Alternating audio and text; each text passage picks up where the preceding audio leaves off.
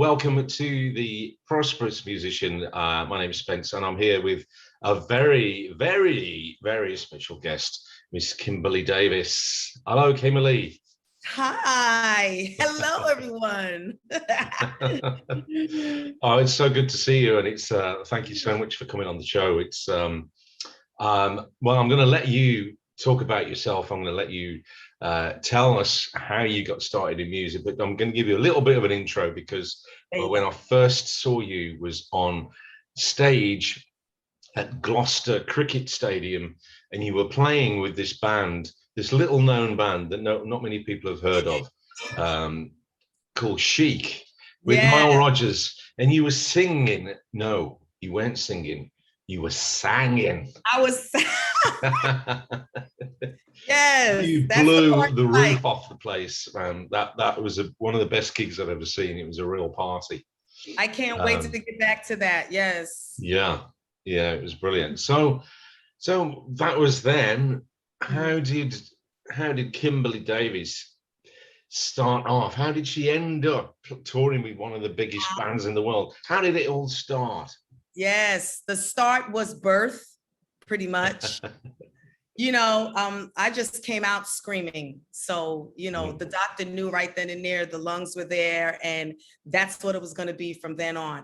I have just always been, the minute I could talk, I was singing TV commercials, every song on the radio. That, my family is very musical. So, my mom was a singer, my grandmother was into gospel, my aunt was into disco, my god sisters was into funk, my mother was into R&B, my father was into, instrument of jazz. So it was always around me.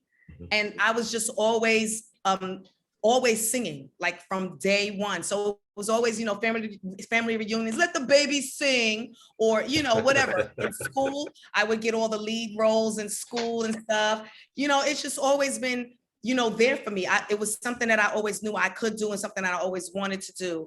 I was solidified when my mother took me to the movies to see Amber Alert. Wow. Okay. I'm sorry. You okay? Is that?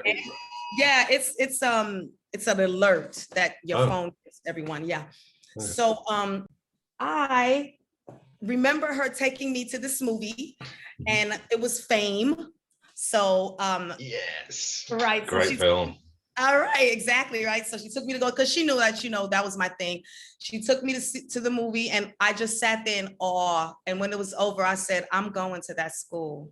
And I went, and and it was awesome because my middle school teacher actually graduated. She was an alumni from Music and Art High School. And she said, you need to go. Like every year, she would get like maybe 2 or 3 students that she felt was good enough to go. And she coached me and everything. I made it. I got like a 99 on the entrance exam. Wow. And I knew I was going. And that was the start of it. So now I'm in high school. I'm being trained properly. I'm meeting all my new friends. I remember saying to her initially, I don't know if I want to go because, everybody there can sing. I'm not going to be that chick anymore. She was like, you idiot. It's going to teach you how to learn. You're going to learn from other people. You're going to grow. So I got the memo, and the intimidation from that moment. Like, I learned a valuable lesson at that moment in middle school when she told me that, because basically and this is what I teach children today. You don't have to worry about what anybody else is doing or bringing to the table. Worry about what you are doing, and worry about what you're bringing to the table and what your talent is. Don't worry about her. She might have sang before you and sang the paint off the wall, but you worry about what you're bringing to the table, and don't be intimidated by anyone else. So that was a lesson then. And so ever since then, just growing up, it never bothered me when anybody else was doing. It was like, I give kudos, I give props, I give homage when it's due. But I just know that whatever I might not be able to do is great, but that's fine. It's still what I can do. So that was like always etched in stone with me. And so I met the friends that I have to today from high school, and I learned a whole bunch of stuff. And in high school, I started singing professionally. I was with Wow. a girl group called Petite, and we changed our name to Ex-Girlfriend, and we were managed by, it's so funny. We were managed by Full Force, and we were like 16, 17 years old. And we had some songs going on. Can and we then, see, is there anything on YouTube about this? Can we see Ex-Girlfriend on YouTube? If you will see Check it out. What you need to do is go to Petite, Petite, and you will find us at about 16 years old. And how many were in the group? It was 4 of us, and we're all still friends to today. You know, and then when we switched over to Ex-Girlfriend, you know, we did background for Lisa, and Cheryl Pepsi Riley, and people like that, all the people that were at Full Force, whoever was on their label and stuff like that. But then, you know, I had a baby, the girls moved on and did other things. So we kind of separated at that time.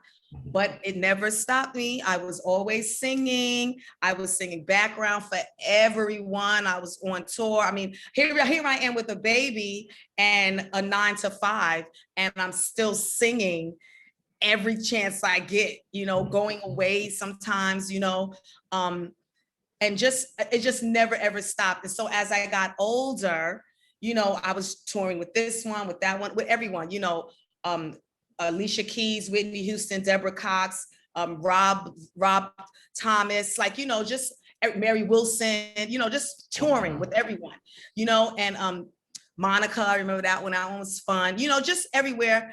And Enrique, you know, just singing. And it just kept going. But I'm still, this is me being the responsible adult. I'm still going to work 9 to 5. And, you know, I'm also singing with club dates, singing with bands, you know, and stuff like that, singing with at weddings and stuff. And I met the drummer for Chic, and he said, and how old were you at this point? This was in my 20s. I was in my 20s during that time, and I met him, and we have been working together for forever. So, you know, this is just my life for a few years, for a lot of years. And his name is Ralph Rowe. I just got off the phone with him. He's such a friend. He actually told me, just come and audition. What are you doing? I said, what do you mean? What am I doing? You called me at work. I'm at work. I picked up the phone. I said, hello, how can I help you? You said, hi, it's Ralph. So he said, you should be there. You should be here. I said, okay, where's here? And he told me I'm at SIR Studio. I said, okay. Now, by this point, I was a supervisor at work. So I had people working underneath me and stuff like that. And they would all, you know, they all would look at me every day when I come in and turn my music on, and they would be like, why are you here? Like, why don't you just go? Like, seriously? And like, what was it doing? What were you doing? What was your day job? I was a clerical associate. So, and I worked for the water and sewer department for New York City. And I had been there for ages. And I mean, because I started in my 20s. So, you know, I was already, you know, doing what I just steady job. It was a stable city job, benefits, 401k plan, everything. And he said, come down. And I mean, you know, I came to work cute that day, thank goodness. You know, I did have on heels and makeup, you know. So I go to work, and he says to me, come. And I left my job for lunch, you know, but I got in my car and drove like 45 minutes to this rehearsal. And I told them, I don't really have time to wait, because when I got there was a girl inside already singing. It was a group of girls outside waiting. There was some girls that had already finished, and they were like on their phone, texting people and everything. And I walk in and I'm like, hi, you know, sorry, I can't stay. Do you think I can go next? And he was like, yeah, sure, you can go next. You know Ralph, right? Yeah, I know Ralph. Okay. I get inside the room and I look at Ralph and I'm happy. And he's looking at me like this. We're not smiling right now. This is business. And I looked at him like, oh, okay. You know, and so he looked at me like, but you better sing your. So I'm like this, absolutely. So I see Nile and he says to me, you know, well, what song are you singing? And I said, I'm gonna sing I Want Your Love, which was always my favorite Chic song. And I sang the song, and at the end of the song, he was like, you know, they had like a whole big, you know, outro. And I didn't know, because this is live music and I didn't know. So I just finished the song and I'm standing there and he was like, finish singing. And he said, and I said, what? The song is over. He said, say, I want your love. And I said, I want your love. Like Diana Ross. That's what I'm thinking. The whole band starts laughing. They're like, no, sing it. And so I said, oh, okay. I sing it. I just started wailing it. They literally gave me the gig right then and there. Like he showed me the itinerary for the rest of the year. This was in May. He showed me the itinerary. He said, this is what we need for you to do. I said, wait, I'm sorry, wait. I have a 9 to 5. He said, not anymore. The girls that were sitting there were like, what just happened? Nobody understood what just happened. I went back to work and I literally just started taking everything off the wall. My pictures, I started packing up.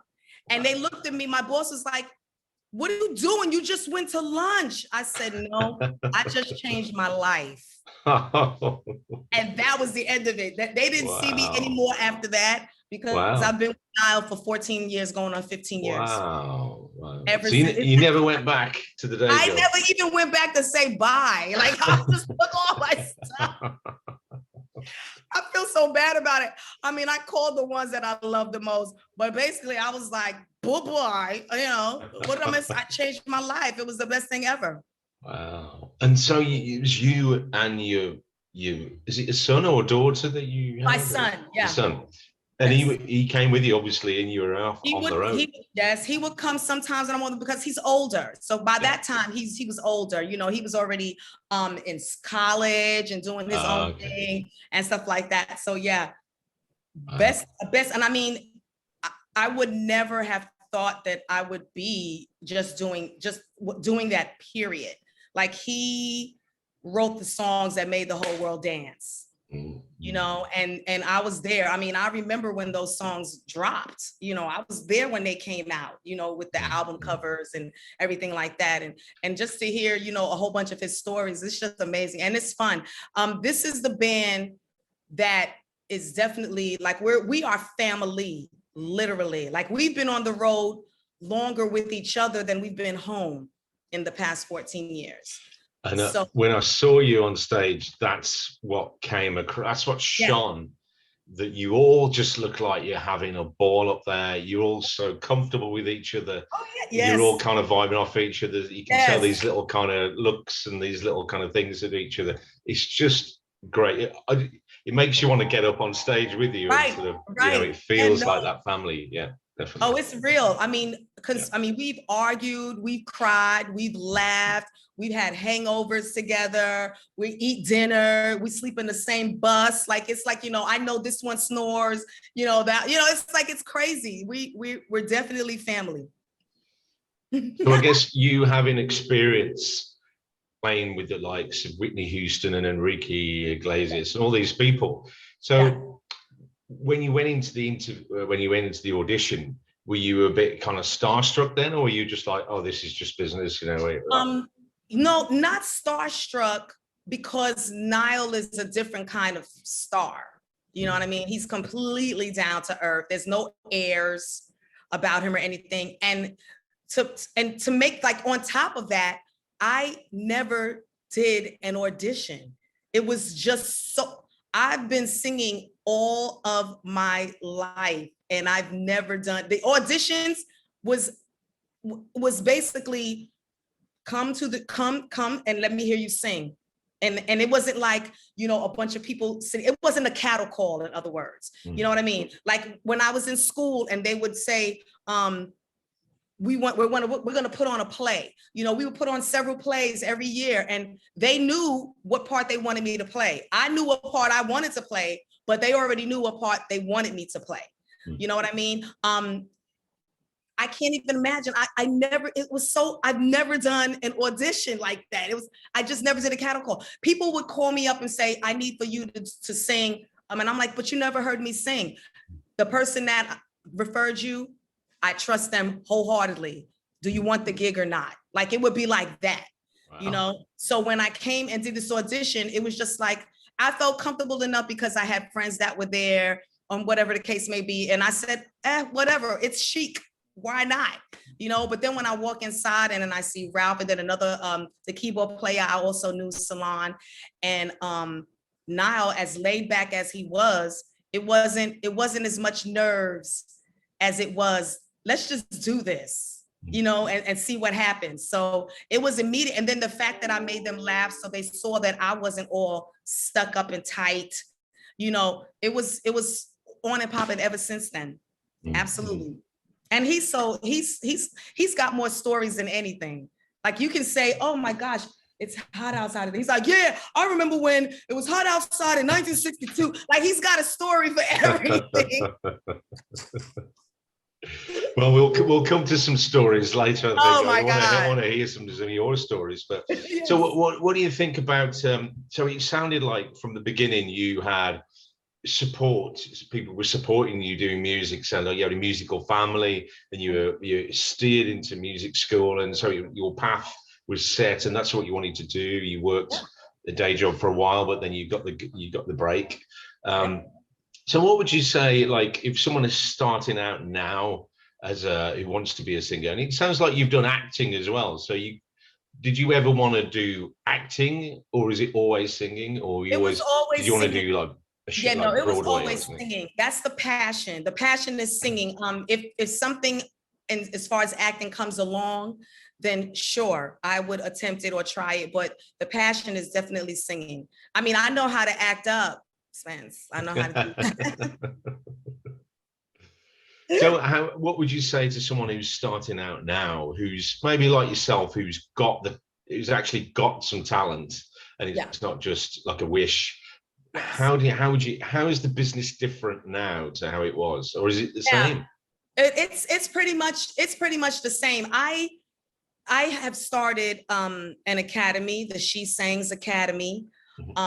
And I'm teaching and mentoring. So it's not just vocal coaching, it's mentoring, because I'm also teaching, you know, how to talk in an interview, how to tell your story, how to prepare for an audition, you know, or maybe something on Broadway. You know, what is it that you want out of the class? I'm working with you. I have so many tricks and trades that I've learned along the way. The world is a stage, you know, so always be prepared. But for newcomers, again, going back to, don't worry about anyone else, worry about what you're bringing to the table.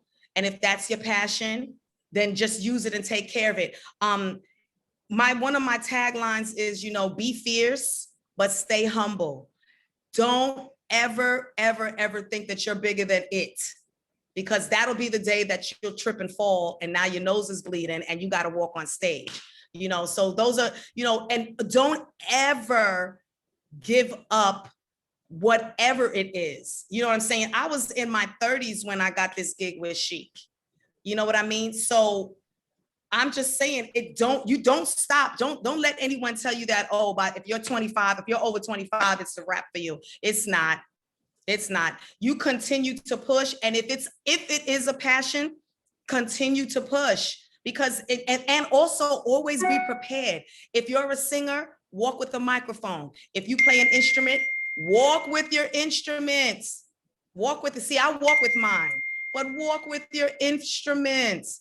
If anybody, especially if you're going out to an open mic night, or if you're going out, you know, because they have them all over the world.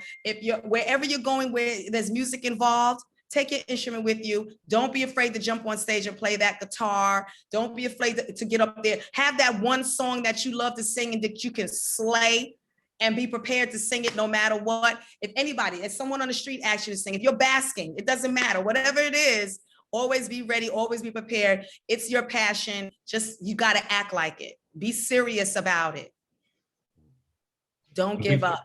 Before you got the Chic gig, did you have like a vision of where you wanted to go? Because it sounded like you were doing okay. You were doing all kinds of touring gigs and stuff. Did you ever think, I really want to make it on my own? I want to be I want to be the front person. I want to be a star in my own right. Or was it just like, whatever it is, as long as it involves singing, I'm happy with that? I thought initially when I was with the group, see, starting out with the group kind of spoils you, because then you get comfortable with being with that group. Unless you are the one that's like, I need to spread my wings. And we all kind of did it, but it wasn't like, I'm better than you, I'm leaving. It was more like, I need a moment to shine just for myself. So we all did it. And that was fine. I didn't have a problem with singing background for anyone. But then it got to the point where I was like, I'm singing background for people that I can actually sing better than. And so that's when it turned into, let me just do this on my own. And that's when I started with D1 Records and with Tony Moran. And we actually did a song and Nile played on it, and it went #1. And then I turned around and got with the Shapeshifters and everything. And that Life is a Dance Floor went #1. So it's like, having that moment is awesome, but I don't want to actually, like 25 Feet from Stardom, that movie meant so much to me because it was basically my life.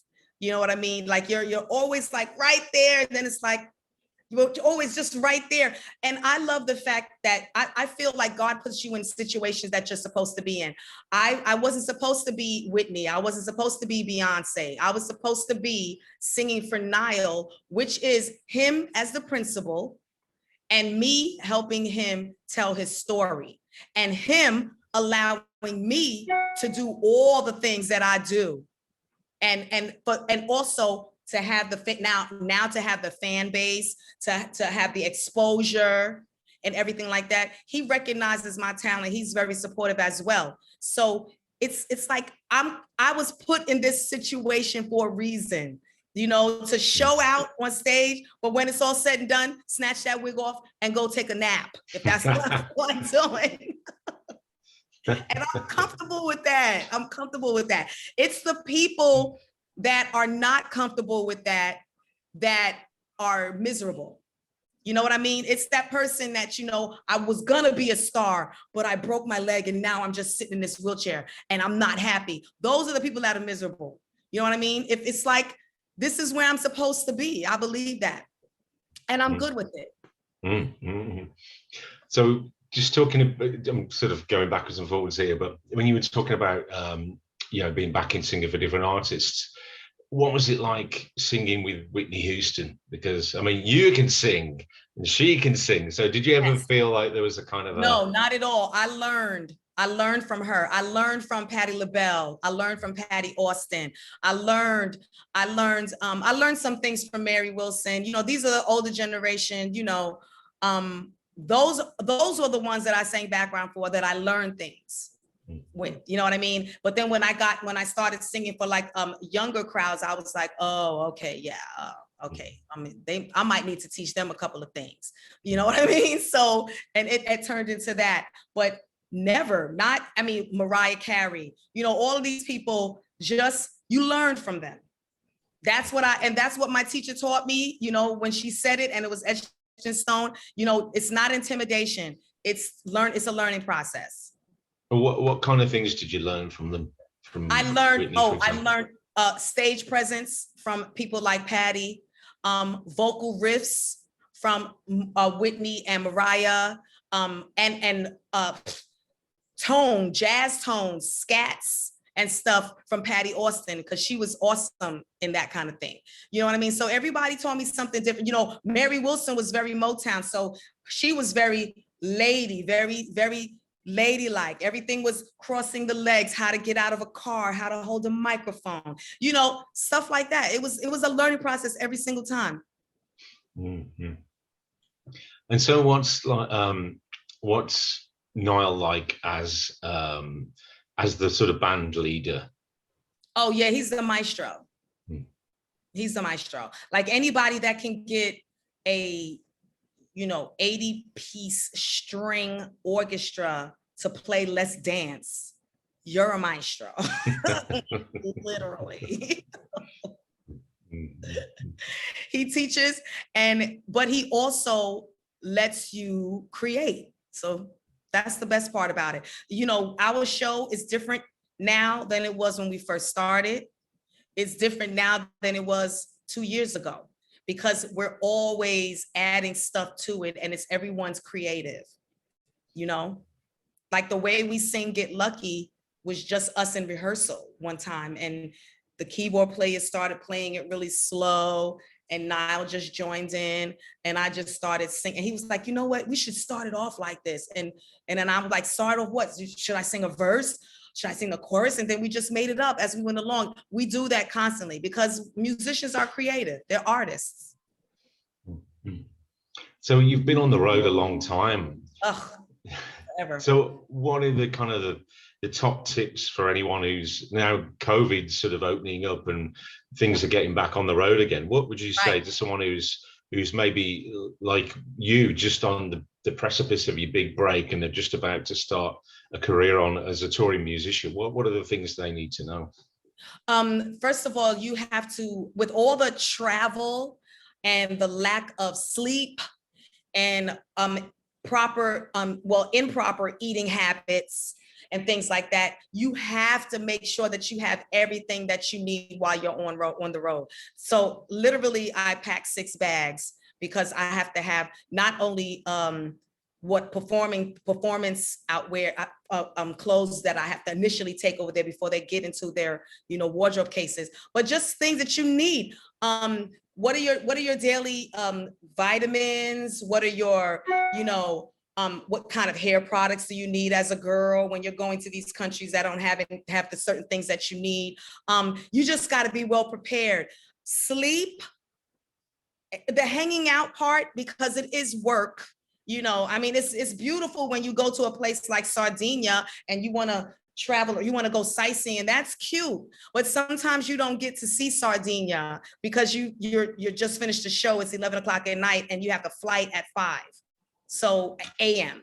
So that means you have to get the proper sleep. You have to hydrate properly all the time, like water all the time, on and off a flight, water and proper sleep, and your eating habits, whether you are a vegan or whatever it is, you have to make sure that if you have to bring prepared food, like you just have to be prepared, because you never, like you just don't know. I've learned it, like I've literally learned how to pick up my luggage a certain kind of way to where I don't throw my elbow out of socket, my shoulder. You know what I mean? It's just certain things that you just gotta know when you're out there. And a few of those things are sleeping and eating properly, basically, because your voice is crap if you don't get sleep. And that's the end of it. Like you can drink tea, you can suck on a Ricola, you can do whatever you want to do. It's vocal rest. And the way your vocals rest is your body has to rest as well. So that's kind of like looking after yourself physically and stuff. So what about kind of mentally? How do you mentally prepare? So if you're doing like a really long tour, maybe you're tired, you're hungover, and you're getting on stage. Maybe there's a night where you just don't feel, you know, you're just like, oh, how do you kind of prepare yourself mentally? Yeah, no, it's not even a preparation. It's the adrenaline that comes as soon as you step on stage. It's a wrap. As soon as you can be tired, like beat down tired. The most I would do is drink some coffee and jump on stage, because the adrenaline alone is your passion. So the adrenaline is going to have you hyped all the way up for the whole time you're on the stage. But however long it is, an hour. We have 2-hour shows. That's the most we've done. So that hour and a half, 2 hours, 45 minutes. However long you're on the stage, your adrenaline's kicked in, because everybody's smiling. We are family. You know what I mean? We're all into each other, and we've done it. We have been beat down like this. I don't know if I'm going to make it. Anybody got a vitamin B? I can't, I'm sneezing. Like, you know, anything. And the minute you get on stage, it changes. Like it's like you're a whole nother person. And then the minute you walk off that stage, you can barely walk.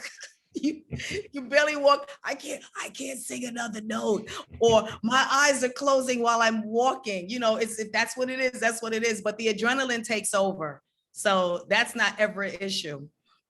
It's no preparation. It's just, you know, you got to get on that stage. And the minute you get on the stage and everybody's cheering, singing along with you, you've made eye contact with somebody, they're smiling, losing it. They're screaming with it. They're just happy. That's what you're doing it for. That's what you do. It becomes worth it. And so that it still feels like that now after all these years. You still get the same kind of feeling. Yes, because every crowd is different. Every crowd is different. When we perform in places like Monaco, where they can't get out of their seats until the prince walks in, and if he is not in the mood to dance, they can't dance. They'll just sit there and they'll watch us, and meanwhile, to us, we see that kind of crowd, and it just makes us interact with each other even more so. So now we're laughing about stuff. They see us having fun. They're like, I want to have fun, right? The prince comes in, he does one little move. Next thing you know, everybody's dancing, because that's what they wanted to do in the first place. I mean, they're following their protocol, but us, we're going to do us regardless. You know what I mean? So, and they see that just like you saw it. They see it every time. Yeah, it's infectious. Really infectious. Yes, totally. So you've been around. So what are some stories you can tell us, Kim, about life on the road? Oh, forgetting the funniest thing is maybe besides being on stage and an eyelash falls out, or maybe a boob cutlet falls out of your bra, or maybe the drummer's stick is flown all over there and smacks somebody in the head, a fly goes, you know, I think Falami swallowed a fly one time. She was singing, that was awesome. You know, besides all of those things that just happened, you know, we have stories where, you know, we're traveling, and when we all travel together, and we'll just get on the plane and we'll just start singing. And, you know, everybody's looking at us like, oh, you're skipping the line, you know, and we're like, no, I'm traveling with him, we're together. And then we'll get on the plane and we'll start singing something. And then everybody's like, wait a minute. So then it becomes okay. Then it becomes worth it. You know, we make a lot of friends on the road. We have caterers that have literally invited us to their houses to eat their food. You know, because, oh my God, this food is so great. Really? Come to my house, and we'll go to their house and they'll cook for us. You know, I remember changing a tire in the middle of Belgium, like the tire just blew, and we're like, what's gonna happen now? It's 2:00 in the morning, and one of the horn players just got out and changed the tire, and like cars are zooming past, you know. I mean, whatever, you know, it's so many things, like, because we're together all the time, you know, we're literally like, who's gonna make reservations tonight? Like, are we all going out to eat? And it'll wind up being a mob of us. One person will find a restaurant and we'll all go, you know, because it's amazing. We got on a jet one time. We were gonna sing with Prince for the Essence Fest right before he passed. And we couldn't get there from New York because it was a storm. And we're just in the lounge. Everybody's like, oh, we're in the lounge. Let me go over. You know, we don't know what to do. We're in the lounge. And it turned into, listen, go home. Because Prince actually called Nile and was like, what is taking you all so long? We can't get there. Oh, are you kidding? He sent his jet the next morning. We get on the jet and we're all laughing with each other. We're talking junk. It's like 6 a.m. We're all smiling still.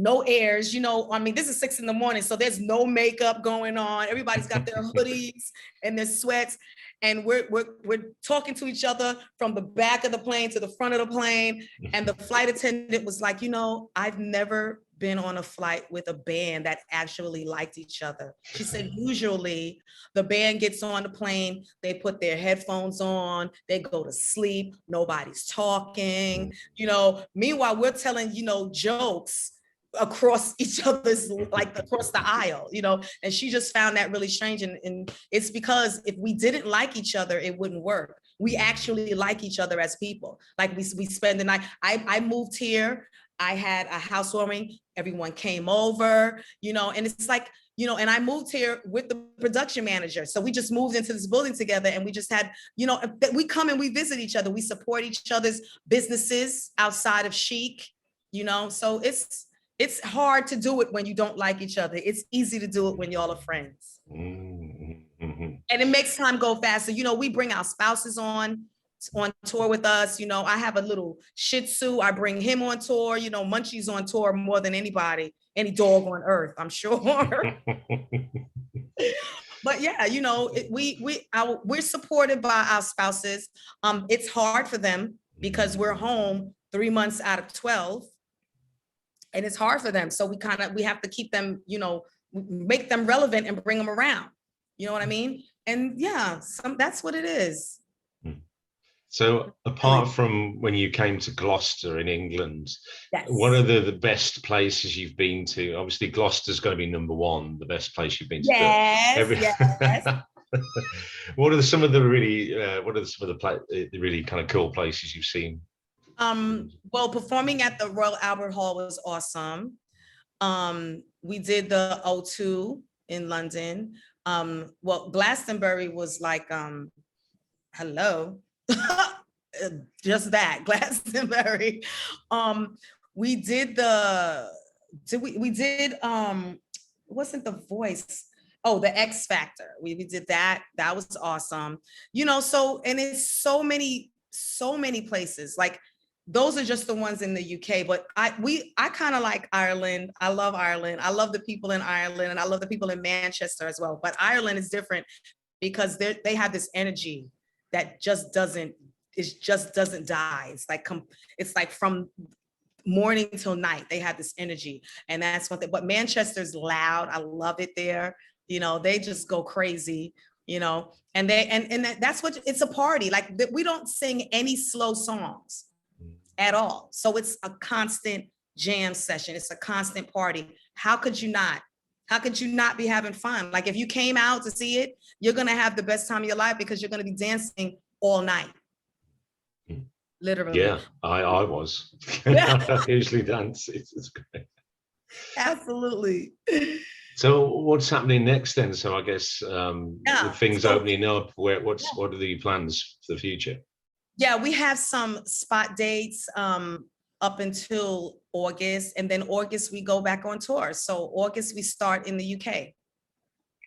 Okay, yeah, so we'll be there from like the second week of August all the way through September. Okay, cool. Do you know if are you coming to Norway? Do you know if you're coming to Norway? I'm not sure. I would have to check the schedule, but you can definitely go on Nile's website and get all of the tour dates with him. Yeah. When we were called back for the pandemic, we were in the middle of a tour with Cher. And hopefully that'll come back around again, because that was the best tour ever. I mean, we've done Duran Duran, we've done Lionel Richie, and we've done Earth, Wind and Fire, but Cher specifically asked for us. And we've been with her for the past, Xing out 2020, we was with her for 2 years prior, because she was like, you're going to be the opening act for me from now on, and she's a lot of fun too. Hey, so you're going to be back on the road soon doing what you love the best. We will definitely be back. We'll be back. And just to plug my She Sangs Academy, you can go on Instagram. She Sangs, SANGZ Academy. And I have students it's through Zoom, and I have students in all continents. Yeah.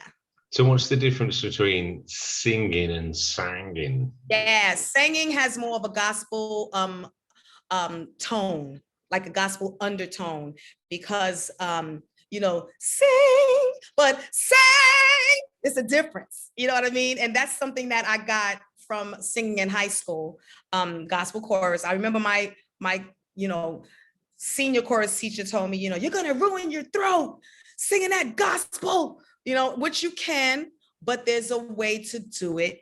And that's one of the things that I teach in, and it's not just vocal coaching, it's definitely mentorship as well. Sometimes I'm on a Zoom call with a student and we're just talking about a gig that they did and how they felt they did and how they want to do better. And that's like the whole hour is spent doing that. It's a mentorship as well. So do you do things like different? Yeah. So do you do things like stage presence? If somebody said, Absolutely. "Here's a video of me. How do I move?" And I give them a song that they've never sang a day in their life, because I'm taking people out of their comfort zones as well. So I'm taking, and they love it, because it's like there's not just one genre of music that you can sing. There's several. So now I'm going to make you do this. And I tell them what to do. I give them like a direction as far as videotaping, and they send me these videotapes all day of them singing these songs in different ways. And I love it, because they're using their imagination as well. Oh, I think I want to like lay on a chair and sing. And I'm like, yeah, lay on that chair, throw your leg over the side and just sing like you're not bothered. And they love it. And it's like, yes. And so I'm getting all of these videos from my students, and everyone's giving me testimonials about how they feel about me and the Academy. It's awesome. I like sharing that. Well, thanks for sharing your knowledge with us. Thanks for sharing your time. It's been a blast. Thank you for coming on. And I hope to see you soon on stage. Check the website. And then come to a show. Let me know. I will. Thank you, Spence. Thank you. Bye. God bless.